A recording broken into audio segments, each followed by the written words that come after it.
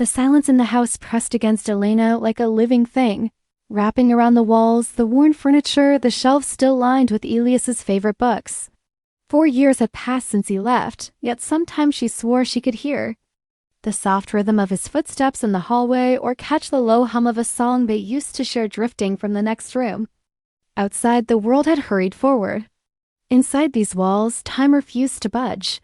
Elena had always been the strong one, the one who kept moving. But grief had stripped that strength down to something fragile, a thin layer ready to tear at the slightest pressure. She repeated the same quiet promise to herself every morning it would get easier. It never did. The emptiness Elias left behind was a steady, dull ache that traveled with her from the kitchen to the bedroom, patient and unyielding. Therapy offered. Words and breathing exercises, small tools that dulled the edges but never filled the space. Then one gray afternoon, staring out at the empty street, the thought arrived uninvited. A dog. She had never been drawn to animals the way Elias had, laughing as he knelt to greet every stray. But the loneliness had grown teeth, sharp and constant. She picked up the phone and called the shelter before doubt could stop her. The visits blurred together bright, hopeful eyes. Wet noses pressing against wire, tails sweeping the concrete. None of them quite reached her. Until Luca. He wasn't flashy or especially handsome. Shaggy fur and mismatched colors, ears that didn't quite match. Yet when their eyes met, he simply tilted his head and watched her, calm and assessing as though he already knew her story. Then he leaned forward and nudged the cage with his nose gentle. Deliberate, a wordless question, she brought him home that same day. His paws clicked across the hardwood as he moved through the rooms, sniffing corners, claiming space with eager curiosity. Elena stood in the doorway, heart tight with a strange cocktail of hope and fear. Having another heartbeat in the house felt both foreign and necessary. That first evening she hesitated, then patted the bed. Luca hopped up without ceremony, circled once, and settled against her side. His warmth seeped through the blanket, steady and alive. She lay still, listening to the slow rise and fall of his breathing until her own matched it. For the first time in years, the ache receded just enough to let something softer slip in a flicker of comfort. Almost tender dot in the weeks that followed, Luca became her shadow. He padded behind her through the house, rested his head on her.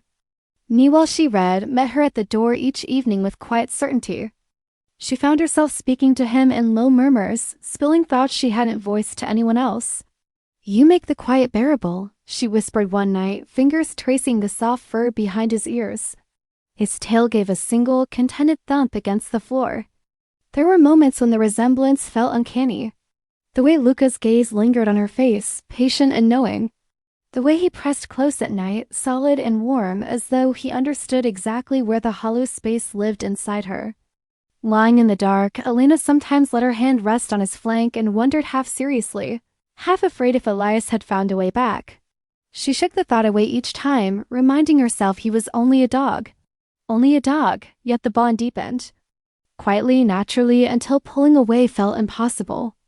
One evening she sat on the couch with a glass of red wine, legs tucked beneath her, Luca's head heavy in her lap. She stroked his fur in slow, absent circles and felt a rare, fragile peace settle over her. This was enough, she told herself. This warmth beside her, this steady presence, it was enough. But as the room grew dim and the wine softened her edges, Luca lifted his head and looked at her with those dark, unblinking eyes. No wag, no playful nudge. Just a long, quiet stare. That seemed to see straight through the questions she never dared ask aloud. The days settled into a gentle rhythm after that. Elena woke to Luca's soft nudge against her arm, his breath warm on her wrist. She walked him through the quiet streets each morning, watching the way he moved with quiet purpose beside her. The house no longer felt hollow. His steady presence turned the silence into something companionable, almost intimate.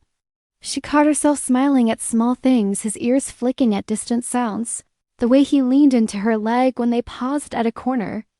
It was easy to let the bond grow deeper, to lean into the comfort he offered without questioning it too closely. Nights were the clearest proof of how much had changed. Luca no longer simply curled at her feet. He pressed close, his body a solid line along hers under the covers.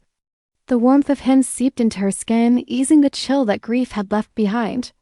Elena would lie awake sometimes, hand resting on the steady rise of his ribs, feeling the quiet pulse of life next to her. In those moments, the memories of Elias softened, not gone, but gentler, as though time and Luca's presence had smoothed their sharper edges. She whispered Elias's name into the dark once or twice, half expecting an answer. Instead, she felt only the subtle shift of Luca's weight drawing nearer, as if to say he was still here in some form she could touch. She told herself it was ordinary affection. Dogs were loyal. They sensed moods, offered comfort. Yet the little details began to accumulate. Luca never begged for food the way other dogs might. He watched her eat with calm interest, then simply rested his chin on her knee.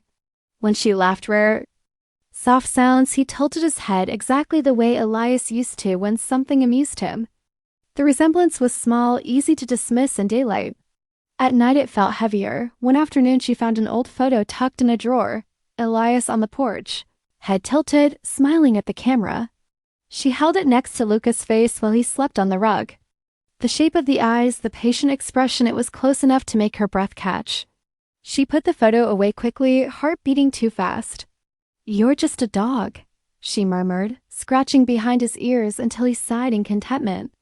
The words felt thinner every time she said them. The closeness grew more insistent without ever feeling forced.